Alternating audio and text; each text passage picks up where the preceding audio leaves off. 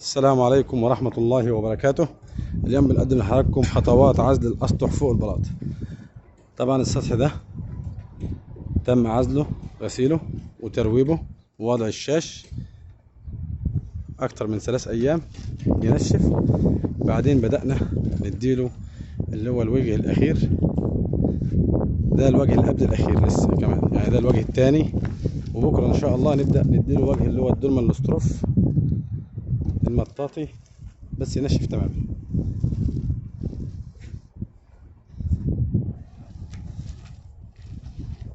معكم مؤسسة ركن الأرض للعوازل والمقاولات.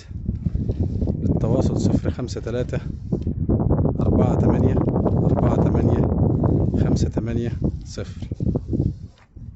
موقع الشفا، حي نمار بالرياض.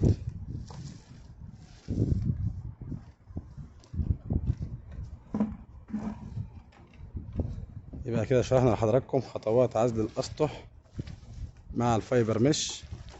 طبعا بنوضع الترويب الأول للفواصل، بعدين بنحط الشاش، نديله وجه عزل DCB التكنولوجيا البريطاني. بعد الوجه الDCB البريطاني نبدأ تاني نعطيله وجه آخر وبس ينشف. نعطيله حاجة اسمها الدولمان الاستروف، اللي هو ده الدولمان الاستروف.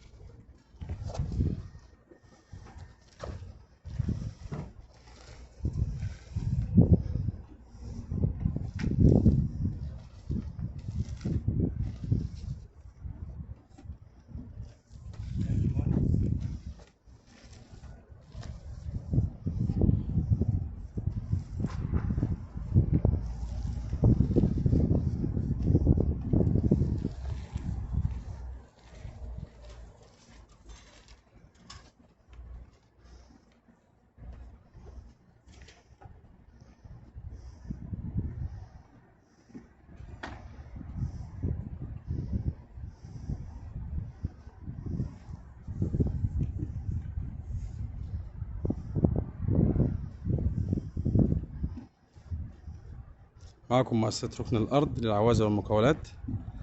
للتواصل 053-48-48-580.